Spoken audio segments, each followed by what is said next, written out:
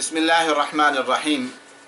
پیارے بچوں، ہماری نئی کہانی کا عنوان ہے انسان کی جانچ اور انسان کو پہچاننا۔ حضرت امیر المؤمنین حضرت عمر فاروق رضی اللہ تعالی عنہ کے زمانے کا ذکر ہے کہ ایک دفعہ ایک صوبے کے گورنر کی جگہ خالی ہو گئی۔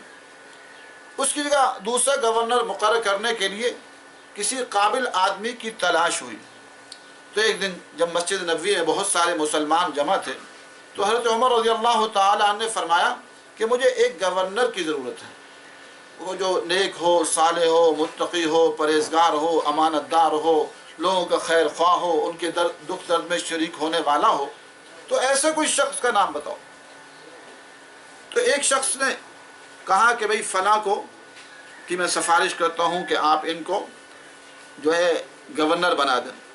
تو حضرت عمر رضی اللہ تعالی عنہ نے فرمایا کہ تم اس کی سفارش کر رہے ہو، لیکن تم اس کے بارے میں کچھ تمہیں تحقیق ہے کہ یہ کیسا ہے، جانچ پڑتال کی ہے؟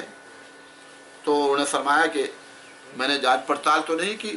تو آپ نے ان سے کہا جانچ پڑتال کا طریقے تین ہیں، ایک تو یہ ہے کہ تم نے ان کے ساتھ کبھی سفر کیا ہے؟ کہا کہ سفر تو نہیں کیا۔ تو حضرت عمر رضی اللہ تعالی عنہ نے فرمایا کہ سفر ہی کے ذریعے سے انسان کو اندازہ ہو جاتا ہے کہ کون انسان کتنے اخلاق، کردار، خدمت خلق کا جذبہ ہے اور دوسروں کے لیے ایثار کا جذبہ ہے، سفر سے اندازہ ہو جاتا ہے۔ تو تم نے سفر کیا ان کے ساتھ؟ انہوں نے کہا نہیں، میں نے سفر تو نہیں کیا۔ حضرت عمر رضی اللہ تعالی عنہ نے فرمایا دوسری چیز جس سے دوسرے کی حقیقت اور شخصیت واضح ہوتی ہے وہ لین دین ہے۔ تم نے ان سے کوئی لین دین کا معاملہ کیا، کوئی معاملات ان کے ساتھ ہوئے زندگی کے، تو تم نے اندازہ کیا ہو؟ انہوں نے کہا نہیں، لین دین کا بھی جو ہے آپس میں معاملہ نہیں ہوا۔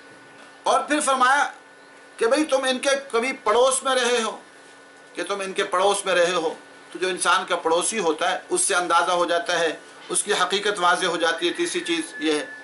تو انہوں نے فرمایا کہ نہیں، میں پڑوسی بھی نہیں رہا۔ تو آپ نے فرمایا کہ جب تم ان کے ساتھ یہ معاملات تمہارے نہیں ہوئے تو تمہیں ان کی حقیقت کا اندازہ نہیں ہو۔